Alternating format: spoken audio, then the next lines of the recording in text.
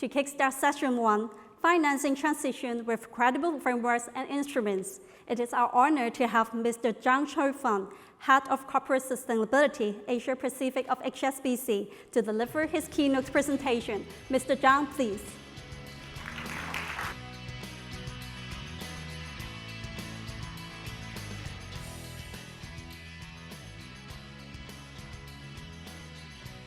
Brilliant. Thank you, Karen and BEC for inviting. Thank you for inviting HSBC to share our transition net zero strategies. I'm Huifeng Zhang. My name is Huifeng. The bank's name also Huifeng, but different characters, right? So I look after the function called corporate sustainability. I'm responsible for the bank's sustainability strategy in here Asia Pacific. Today, I want to share HSBC's climate journey and also one of the group's strategic pillar called transition to net zero, how we define, develop this strategy and how to implement the strategy here in Asia Pacific, and also how we engage our clients and help the clients transition. So HSBC climate journey started, I would say, 2017 as the first time actually announced a sort of ambition, right, to mobilize $100 billion to some finance investment, but actually by 2025. But yet today we already achieved 210. So that ambition is actually revised in 2020. 2020 is the year we actually published a net zero transition strategy. We have 3 commitments actually announced. One is to reduce, achieve net zero in our own operation and supply chain by 2030, and the second is to achieve net zero in our financing portfolio, i.e. the finance emission, by 2050, and then to mobilize system finance investments, 750 billion to 1 trillion by 2030. So that's the ambition we announced that year.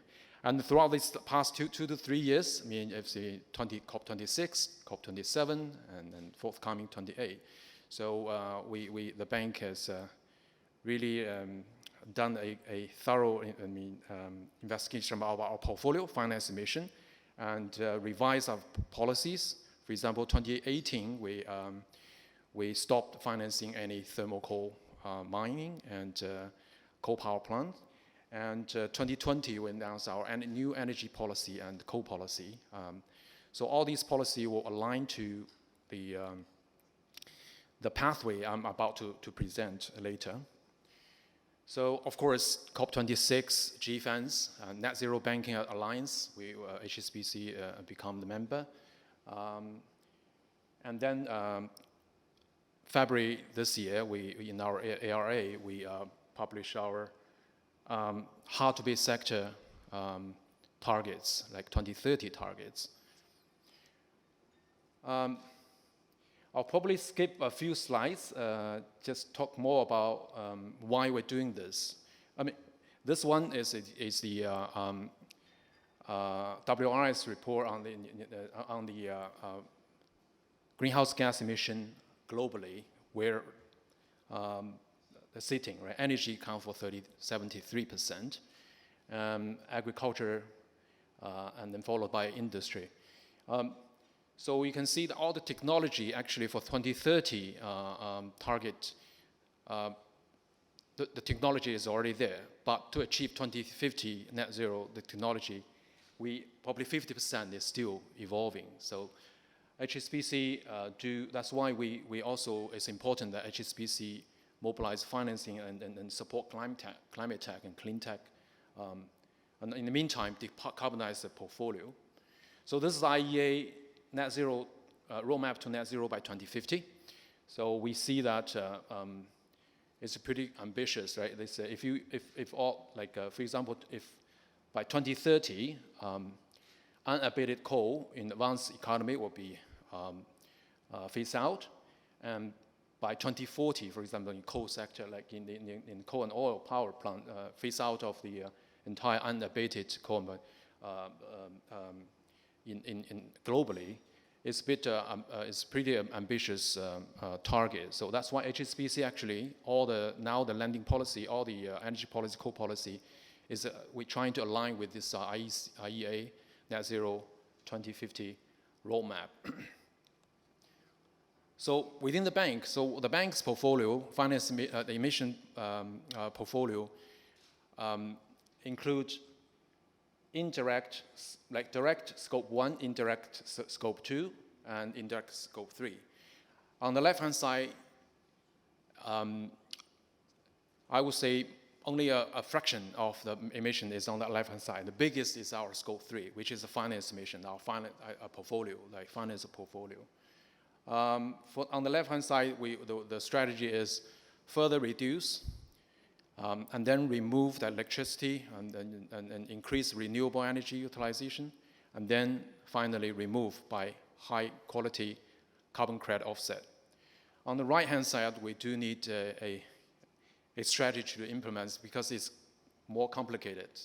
That means our finance mission, our financing portfolio decarbonization.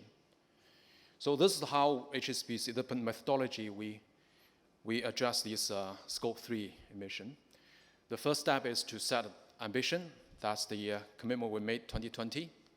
The second is to really do data mining and also review our current finance portfolio, our loan book.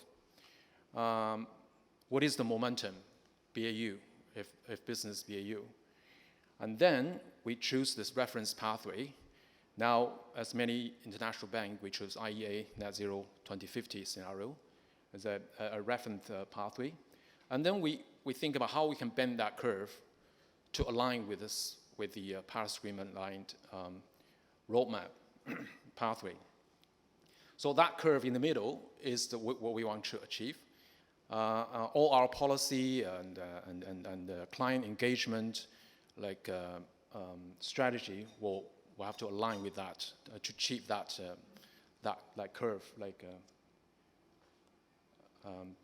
And then I just mentioned earlier this year we announced the hard-to-be sector targets, intermediate targets, 2030 targets. That's after in London we set up a finance emission team actually to measure, review the entire bank's balance sheet and come up with the quantitative target for 2030. So this has been announced, but we're going to report annually in our report about the progress of this. Right now, this is aligned to Paris Agreement 1.5 degree, which is IEA Net Zero 2050 scenario.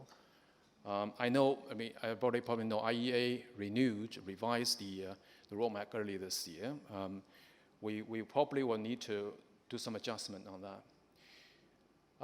As I said, we reviewed the balance sheet and identified the tier 1 and tier 2 clients. The target we set actually captured 90% of our the bank's finance emission. So we want to start from the hard-to-be sector and also focus on the tier 1, tier 2. Actually, the frontline relation bankers are actively engaging the client to learn about the client transition plan and their emission portfolio, and also discuss with the client how to finance the transition. This is the work process in the bank, how we engage client. First, we collect information from the clients and also to understand their current status, right? Do they have a strategy? What is the measurement of that client's emission portfolio? The second, to assess the customer, we're doing this transition plan assessment on each client. And then the third is to really, after the assessment, we understand the situation and then proactively engage the client, understand their transition strategy. Is there a CapEx need? Is there a green loan need or some finance need? And then we can co-create solution to help the client's transition. So of course, provide financial solutions to support client. And of course, we need to decide on the redeployment RWA, risk-weighted asset, to make sure we are investing in the low carbon transition, not staying on the hard-to-be sector, high emitting balance sheet, try to green the balance sheet gradually. Of course, we need to monitor progress, how the client is making the progress on the carbon reduction. And then this cycle will go every year, right? So this is going to be annual review of the client. We go through this year by year. And this is the suggestion we make to the client. Of course, different size, right? Listed company and SME, they probably have different status on the decarbonization journey. So our suggestion to the client is, first, you need to develop a decarbonization plan, right? If you don't have any target, or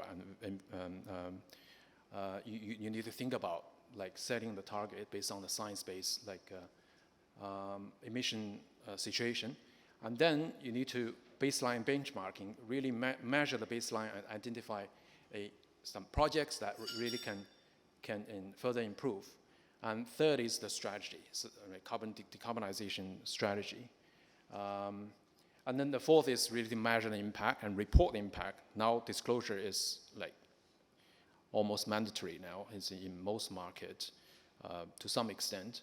So we encourage clients to go through this, really develop a transition plan. And then the bank, the frontline bankers, really need to sit down with the client and to provide advisory or provide system finance solutions to really finance the client's transition journey. So that's the sharing from my side. Lastly is nowadays with so many associations and alliances in the world. On the left-hand side, on top is now the Alliance of Net Zero. Most of the organizations the organization HSBC sign up, Huifeng, Hong Kong GFA. I should have put BEC's low carbon charter in there. Simon, sorry about that. And of course, the regulator engagement policy, actually involved, the policy in taxonomy and all these transition finance taxonomy discussion. And we form a lot of partnership globally, RMI, WBF, WRI, CDP, and on right-hand side, downside, all the standards, HSBC is also very actively in these kind of standard discussion. The Fast Info platform is, I do a bit promotion here. Actually, this is a sustainable infrastructure label we are helping to promote. At COP28, I hope we have some pilot project that, because this infrastructure labeling, this is to everybody's benefit if we can come up with a sustainable infrastructure label in the world. Yeah, that's the ecosystem we are supporting. Thank you for listening, and looking forward to the panel discussion.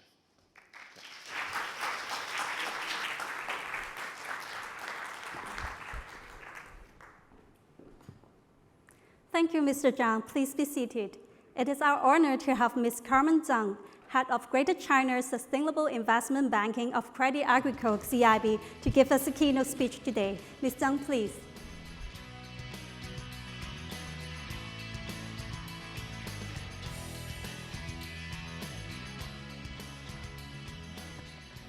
Good morning, ladies and gentlemen. Thank you, BEC, for the invitation. It's good to see some new and familiar faces. I'm Carmen from Crédit Agricole. I head out the Greater China business for Crédit Agricole's sustainable investment banking business. And today, it's my pleasure to highlight to you the bank's perspective when it comes to green transition, net zero transition, all these topics. This leadership paper that we have recently launched mainly tells our history. We have been, it's been a decade-long history for our bank in green banking. So this paper really summarized, our whole decade-long journey. And hopefully, we're not really trying to provide a hard definition on what is green banking for all, but rather we hope through this paper we are able to summarize the lessons learned so far, so as to shed light, to the very much needed conversation about greening the banking sector. And just a note as well, we launched this paper under the cornerstone, as a cornerstone member of the Alliance for Green Commercial Banks. It's an initiative from the IFC and anchored by HKMA in the region. So look forward to more meaningful work coming out from that initiative. And in this paper, I'd like to highlight 5 key green banking practices. And I'll go through each one of you with you today. Starting first is to have a very sound ESG risk governance, defining green in the balance sheet, formulating climate commitment, and then integrating this commitment into our daily operation, and finally to develop advisory services and capability in ESG and climate-related topics. So the first step is about ESG risk governance.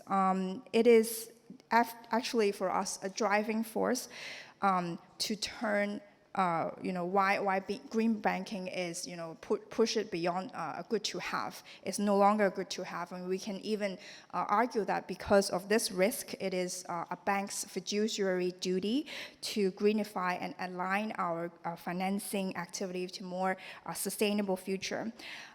Because of how material these risks are. And 3 examples of this risk are stranding assets, regulatory risk, and investor divestment and demand. And so under these risks are getting more recognized and financially material for banks.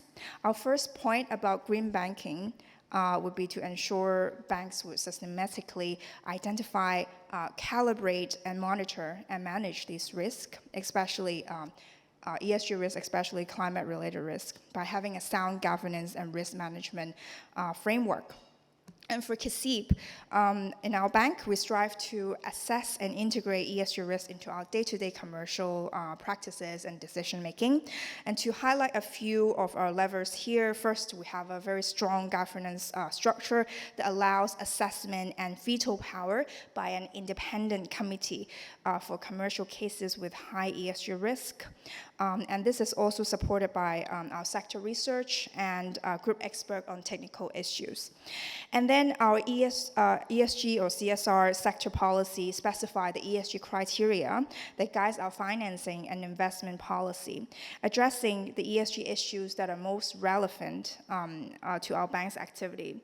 For example, in respect for human rights and the fight against climate change, preservation of biodiversity, etc. And then finally is our team. Our team is the dedicated team focused on sustainable investment banking, and we're here to advise our client on their ESG aspect of their transaction. And the second step in our green banking model is to define green in the balance sheet. The financial sector is the fuel of our future of our economies, and banks are, for me, really just waking up to its role as a financier of this $1 trillion green and net zero economy. And so to do that, the first step is for a bank is really to systematically define what is green for the bank. And in CACIB, we have started our journey more than a decade ago, as mentioned. Back then, there was no so-called green taxonomy, sustainable finance taxonomy available, and we had to work to build one on our own. But now, to highlight to you all, like market participant, corporate banks, we're luckier in the way that the global regulators have already launched and in the process of launching, many of them, taxonomies for their respective regions and sectors, and have the work cut out for us. And for example, the HKMA is leading the launch of the Hong Kong taxonomy. The prototype is already launched earlier this year, and it has laid out strong foundation for banks and corporate to conduct green financing via Hong Kong. And the third step in our green banking model is to make climate commitments. So on a political level, why do we have to do that? On a political level, many countries have already announced NDCs, nationally determined contribution, which are nationwide decarbonization targets. South Korea and Japan in the region, for example, they have even enshrined their NDC into their national laws. And so it is, for us, only a matter of time before financial institutions will need to face concrete pressure to decarbonize their portfolio and be aligned with these targets in the geography that they operate in. And peer pressure is also mounting. I just heard about all the great work that HSBC has done. More than 130 banks in the world, representing more than 40% of global banking assets, have committed to become net zero via the Net Zero Banking Alliance.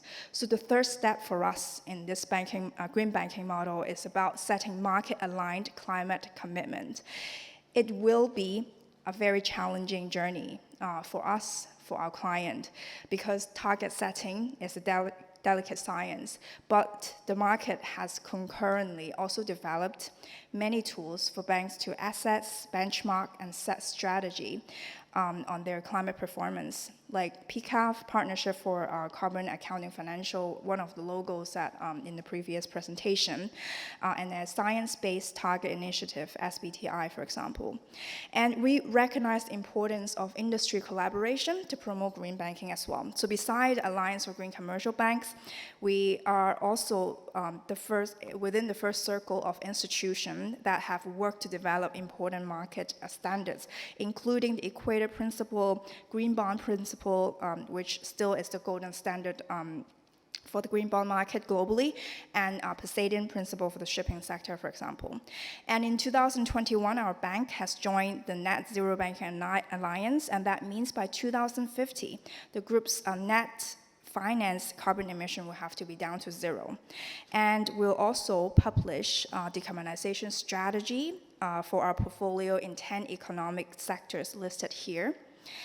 And together, all these 10 sectors will represent around 70% of global GHG emission and around 60% of our credit exposure. And after making commitment, we should, of course, integrate it into our commercial execution while maintaining business profitability. And achieving meaningful decarbonization is a complex exercise requiring strong coordination of all functions and departments within the bank. It is definitely a long-term journey that can take decades. And for us, we reasonably strive to integrate the ESG and green element and the climate readiness of our clients into our credit granting process and also in our client engagement. And one of the concrete actions is in 2015, we were one of the first banks globally to introduce this so-called internal green liquidity discount. It is basically a discount that provides lower funding costs internally for a business line for green and sustainability format loans and products to push forward more sustainable transaction internally. And lastly, I think definitely last but not least in our green banking model is for us to develop ESG and climate-related advisory capabilities. Our rationale is not as simple as, it's a nice-to-have feature for our bank. Let me explain. One of the key characteristics for our sector in finance is that our carbon footprint, majority of it is generated via our lending and our investment. So it's nice for us to print less paper for sure, but at the core, banking is a service industry. So a fundamental value of a green bank is to incorporate the green element in the services that we provide to our client. So it's not enough for us to say we'll just divest, but a green bank should also act as an enabler to help our client to decarbonize and transition as well. So as a result, one of our core values in green banking is to be able to provide top-notch advisory services and technical support focusing on ESG, from structuring a green bond to setting a science-based target to structuring different ESG financial products. With this mission, we are now a top green structuring advisor regionally and globally. We have advised on many important benchmark transactions in the region, including the Hong Kong government's Green Bond series. And we have also co-founded the Green Bond Principle back in 2014 and led many innovation in the market to diversify ESG, the application of ESG and ESG structuring in different financial products, including in derivatives, supply chain financing, etc. And by doing so, we have won many important business opportunities while doing good and doing green.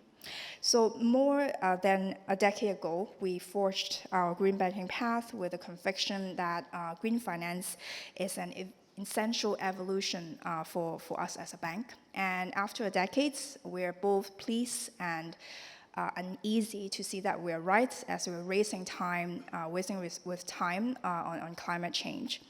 Many of you are from the corporate sector today. Hopefully, we've today provided you with the perspective of a bank, like why do we have to do green banking, what is our systems behind, our rationale behind, and I hope that we have provided you with more context on the green revolution of the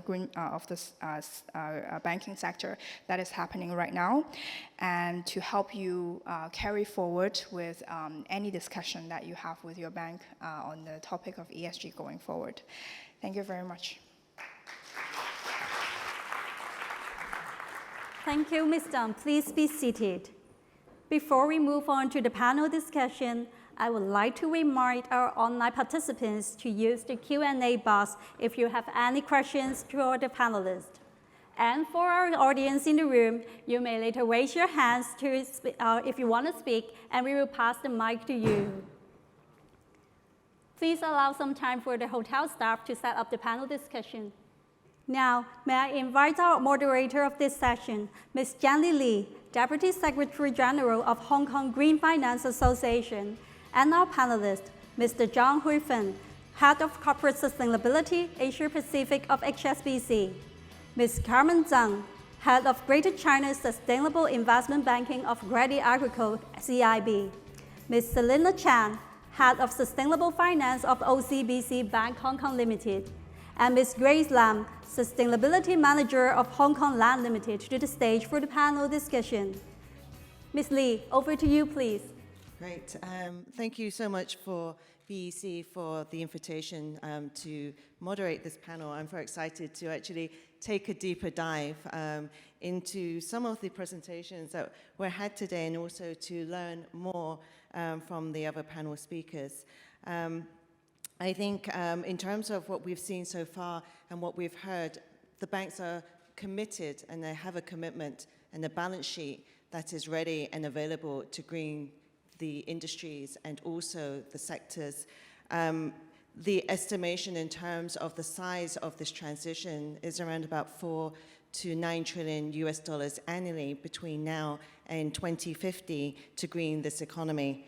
So I guess in terms of how we are going to take this forward, in terms of how do we actually allow corporates to come back access this capital, is come out really the purpose of this panel discussion.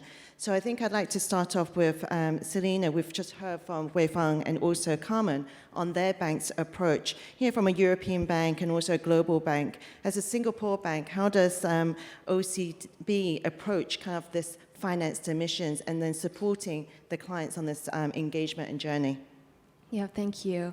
Wonderful to be here. Good morning, everyone. This is Celina Chan representing OCBC Bank, the older Singaporean bank. So the approach we have adopted is not too dissimilar, actually, to just now what has been shared on the stage. So Singapore as a country also has quite forward-looking ESG outlook. So the regulators, etc., also also pushing us quite a lot to be quite advanced in the ESG space. So I think perhaps also, just now there was a lot of information, so maybe just also let me share from a big picture perspective.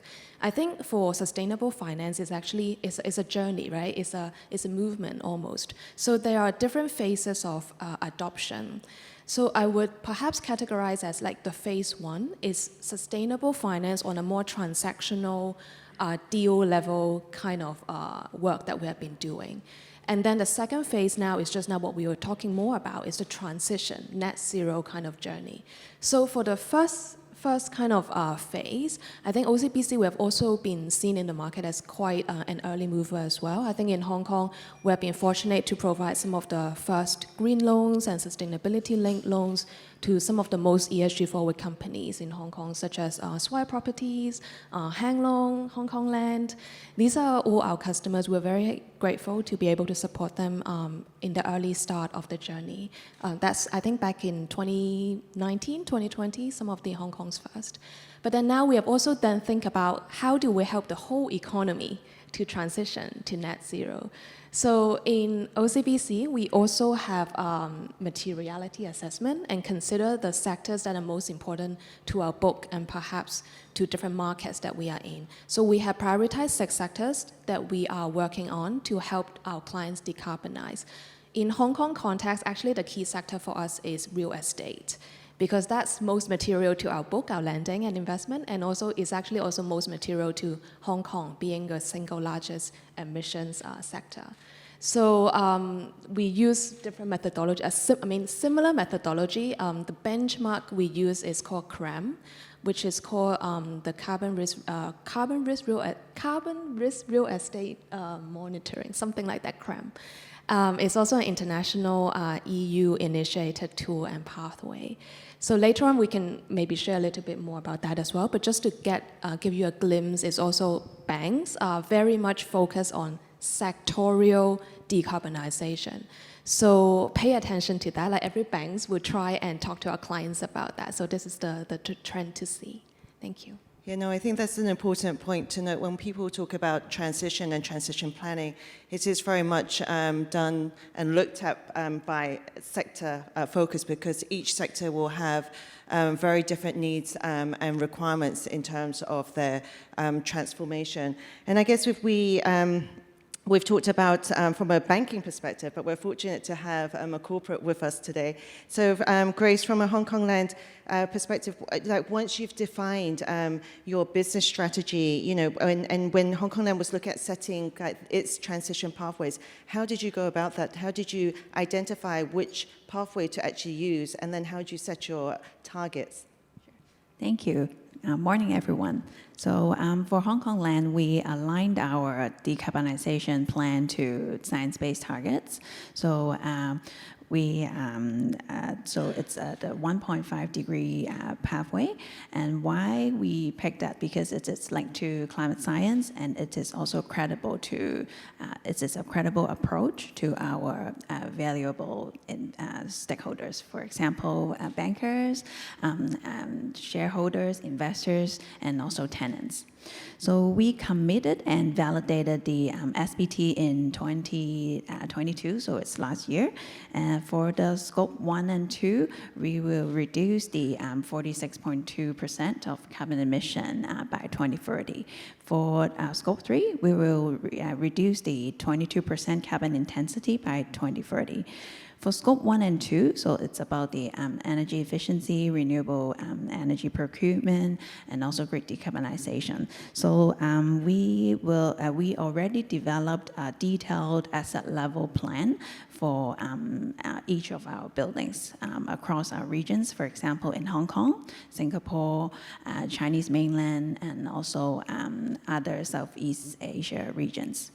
So majority of our scope 3, so it's almost 91%, it's the embodied carbon. So that means that mainly it's about the concrete, cement, steel reinforcement bar. It's our key decarbonization pathway. So we need to reduce their embodied carbon. So we need to use or procure more low carbon construction materials for our new build. So, and then, so based on the targets that we set for green building certification and also energy and renewable energy, so we already issued the first green bond and also other sustainability-linked loan debt facilities back in 2021. So as of last year, so we already have the 30% of our debt facilities. It's linked to sustainable financing. So by 2030, we aim to do more. We would like to achieve for at least 50% by 2030. That's great. And I think one of the interesting areas is actually Scope 3 emissions and how, you are looking to work with, I guess, the supply chain in terms of reducing their Scope 3. Can you talk a little bit more about any challenges from a financing perspective, only because we have the bankers here, and so maybe, they can provide some solutions or actionable items. Yes, it's a good interaction today. So one of the challenge that we think of is the supply chain mainly. So what I just talked about, it's the embodied carbon, so about the construction materials. When we source for these kind of low carbon construction materials, there is an issue. So it's about the low market availability for some concrete, cement, or steel rebar, etc. Suppliers are expecting for higher demand to reach the market equilibrium with supply and demand. So we are one of the founder of PropTech Alliance, so it's a property technology alliance. So we would like to gather developers, public owners, and also contractors and consultants as well. So to create a demand for these kind of low carbon construction materials. So we would like to source and put some specify in the project specification. And so hopefully the supply will grow based on the demand. And one pain point about the financial issue is when supplier come to bank, they may hard to demonstrate their business model for lending. So the solution is, which like our panelists shared today, it's about the supply chain financing. So we hope that this will help the suppliers to source for more low carbon materials and to help the industry. Yeah, and I guess I know, Celina, from an OCBC perspective, you've been quite active in terms of supply chain finance, particularly in Asia region, where most of the corporates, have, access to the SMEs. So can you also share with us what your bank is also doing and solutions that are being provided? Yep, absolutely. I think the reason why we would like to focus more on driving the different phases of sustainable finance is we see the economy as also mainly made up of SMEs. So more than 90% in terms of number of companies are SMEs. So if the whole economy is to decarbonize or transition, we have to scale up and help the mid-cap and SMEs as well. So I think two solutions that we are quite focused on in OCBC and hoping to do more in Hong Kong, not just in Asia, is one is our SME green loans, and then our second is what we call supply finance, which we also call it embedded finance. So I think we are quite unique in the way we try to tackle this problem. So we think about the problem statement first, and then we try to find solutions. So for the OCBC strategy, we actually already have a framework for SME clients. It's called an OCBC SME Sustainable Finance Framework, and it's backed by Moody's ESG Solutions.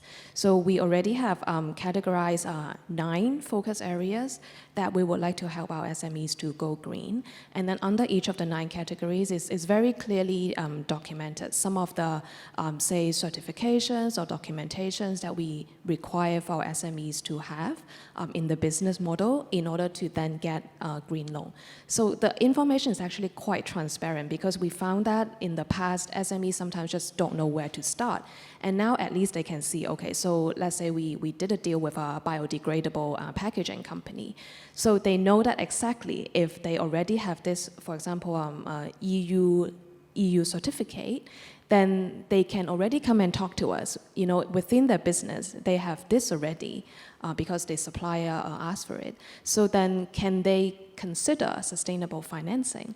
So it's almost like a conversation starter at least. And if they don't have some sort of these processes or certifications, they can start thinking about it. So it's a way, I think, yeah, it's a way to help SMEs to think about how they can get access to sustainable finance. And then secondly, just then I mentioned about the embedded finance. That's also what we call supplier finance. So in OCBC, we have this proprietary data platform that we use, making use of big data. We actually analyze some of the suppliers and SMEs, the payment record, the track record, the history. So in the past for supplier financing, a lot of times the difficulty is with supplier not having maybe very clear record, like the trade accounts or even the annual accounts. It's not transparent because it's more smaller companies. Or they just simply don't want to give all the invoice, etc.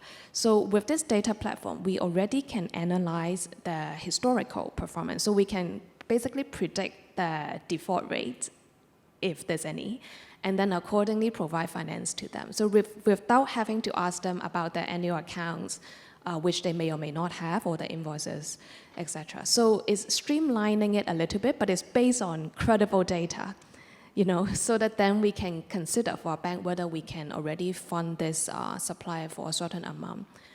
Based on the strength, of course, of the larger, say, the company that they supply to, for example, the likes of the Walmart or maybe like the dairy farm, that kind of really large names, but also then based on historical performance of the SME supplier.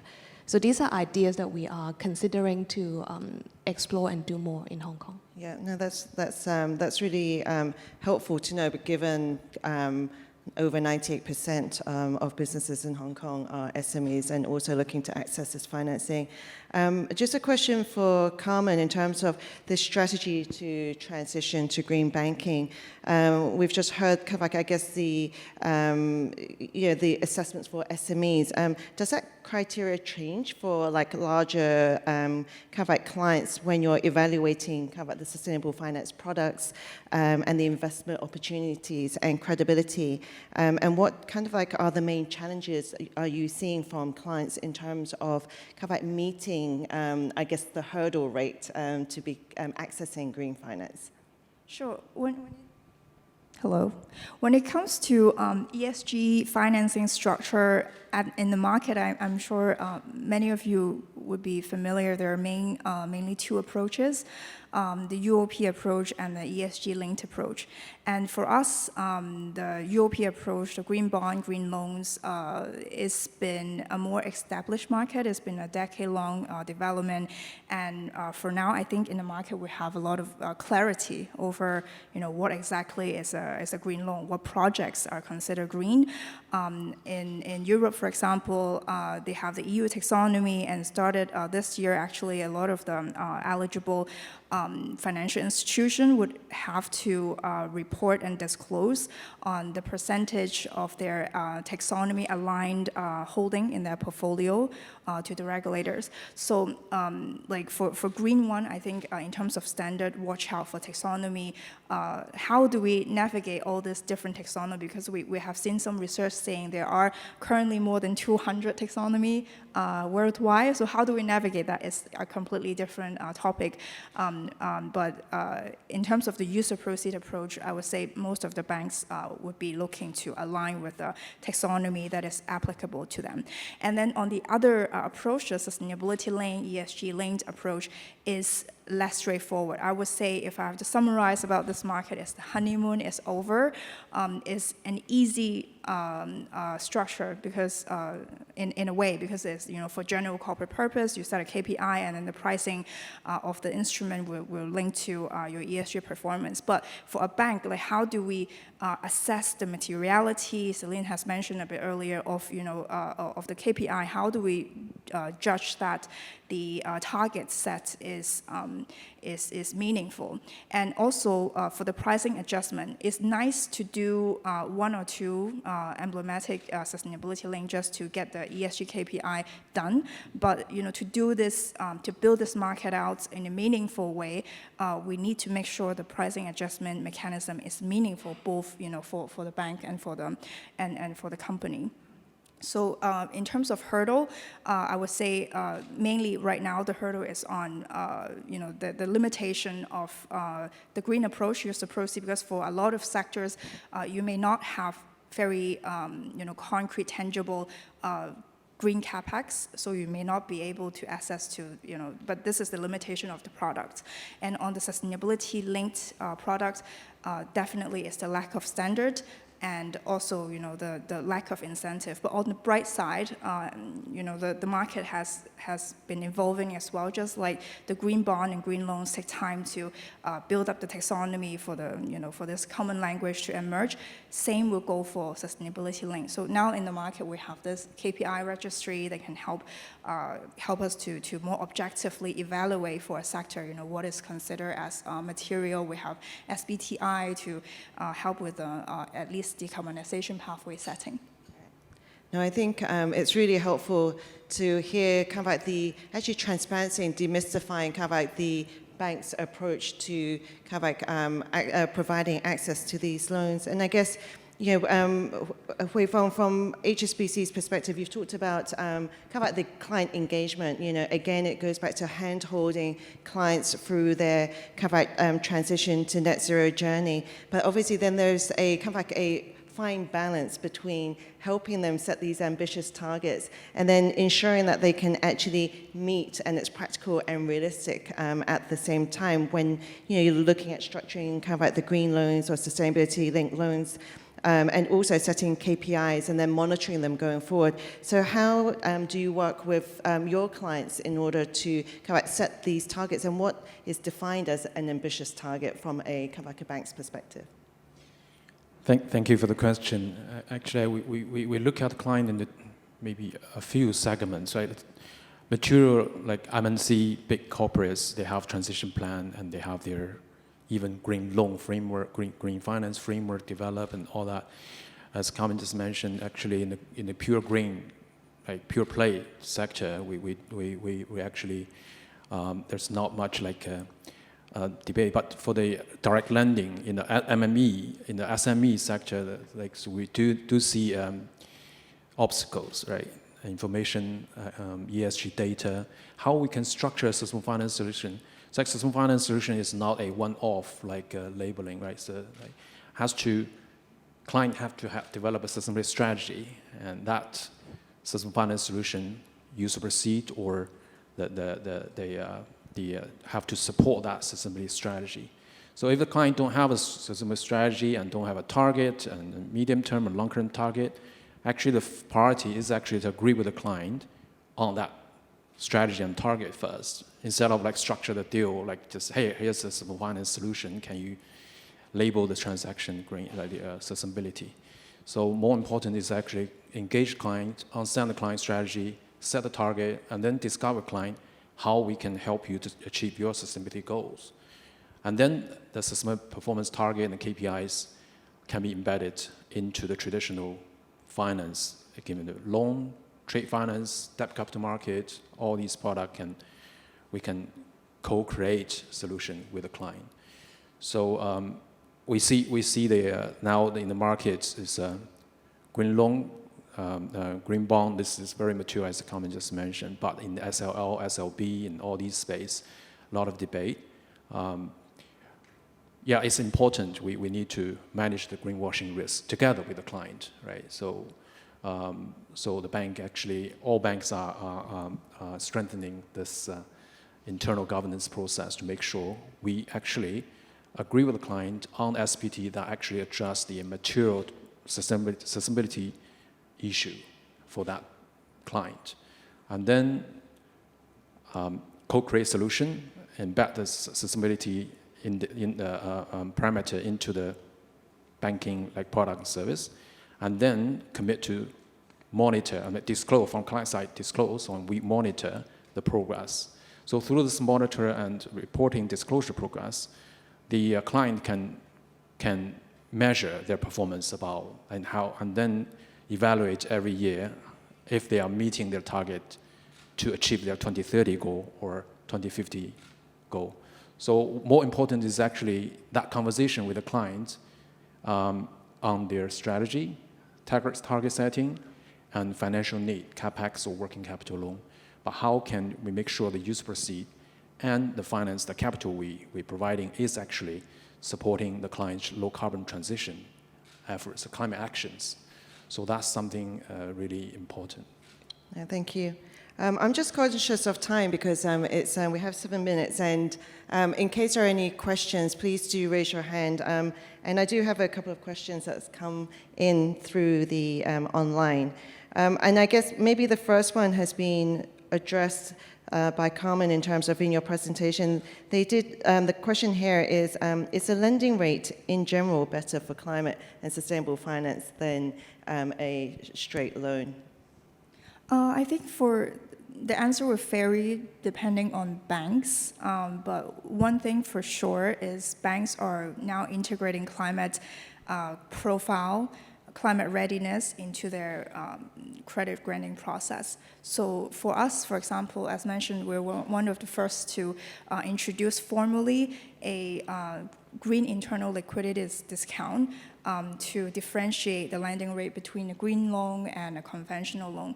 And I won't say it's the same for maybe HSBC and OCBC can opine, may not be the same. But what is important is this will only accelerate in the future as climate change is worsening, climate risk is heightening. The differentiation will only increase. Yeah.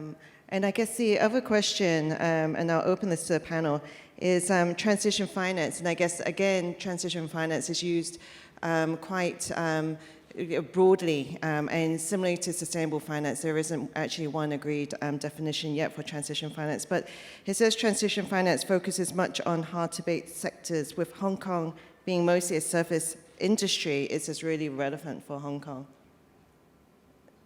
So any one of the bankers would like to? Maybe just to add my 2 cents. I think according to, there's so many analysis on this, like whether we need to decarbonize or how much we need to decarbonize. I think one of the latest report, it was from United Nations, saying that basically we just need to start now, because by 2030, the ask is 45% decarbonization across the board. That's a general guidance.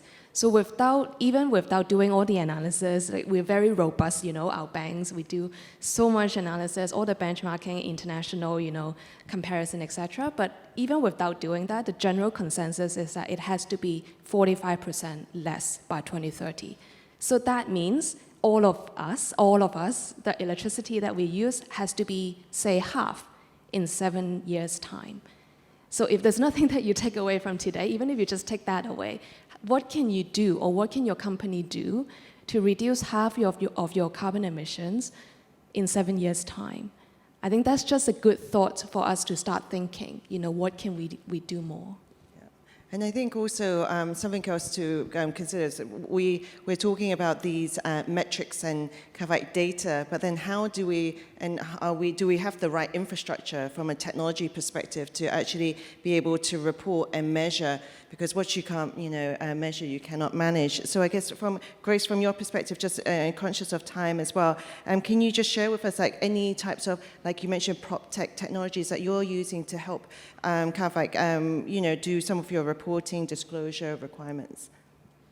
Yes, so we just mentioned about the embodied carbon, right? So how to measure the carbon emission from construction materials, let's say.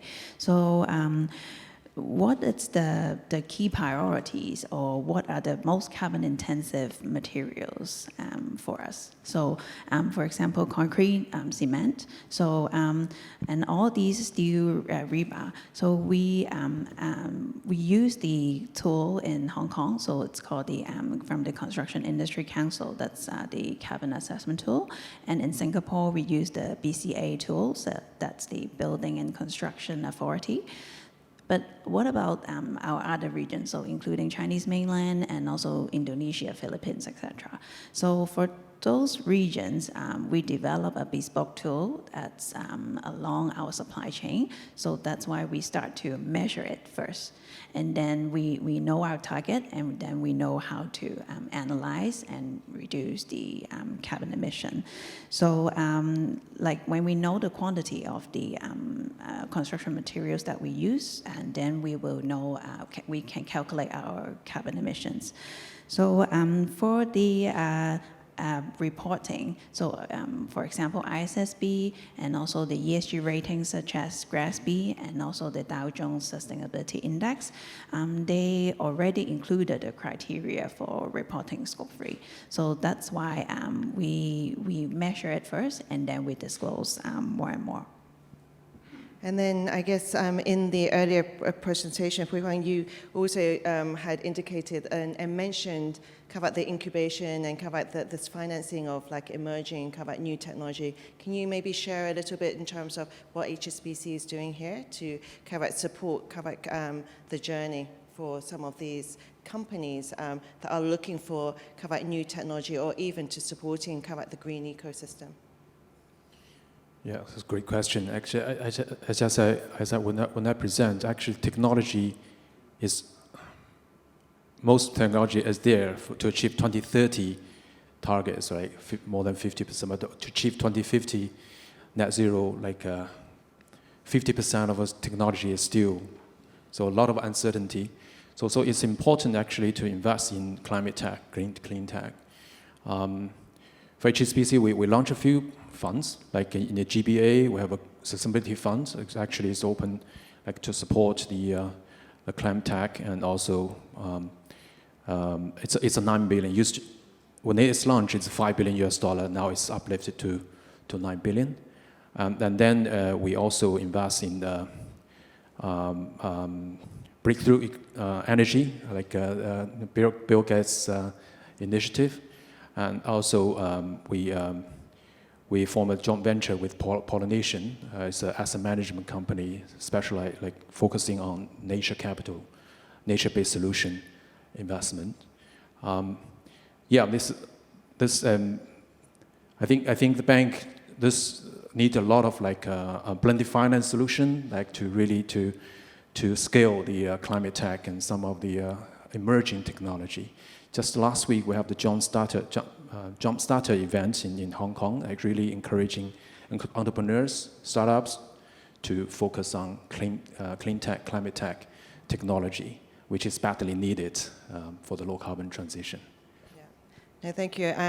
And then I guess the final question, and it just open, because we're now out of time, just to open up to each of the panelists, and it was coming in from, I guess, the audience. You know, when corporates are looking at and putting together their business strategy and also implementations, can you give them any recommendations or suggestions on how they should start, and you know, and what steps should they follow in terms of best practice?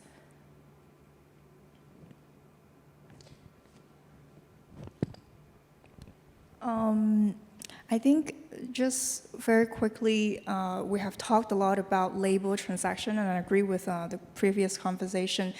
ESG integration for the financial sector now is much wider than that. You need to consider your whole ESG performance, because that is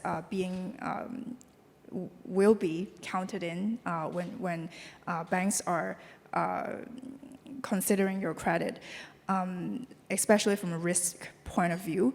And so I would recommend looking a bit more concerned about the more about the ESG rating, for example, and leverage on the existing tools that we have developed in the markets, like the SBTI, PCAF, and the ICMA series of principles. Yeah. Yeah, I would encourage all companies, big and small, start to think about sustainability strategy, setting targets, and do discuss with the bankers, like to co-create solutions. Yeah, the bank can only achieve net zero target by working with clients. Yeah, I think it's always, we have to do it together, collectively. And also, is the impact. So remember, everything you do actually carries an impact, whether it's positive or negative. So think about it, when you do, it's not just numbers. Of course, strategy is very important, but at the end of the day, what impact, ESG impact, are you generating? Yeah, and my recommendation is to recruit ESG expert and retain the talent. As we all know, ESG talent is very hot in the market right now. Great, okay. So thank you so much to the panel speakers. Hopefully you have learnt a lot more in terms of what the bankers are looking for. The commitment, the balance sheet is there, and also the support. So thank you so much. Thank you.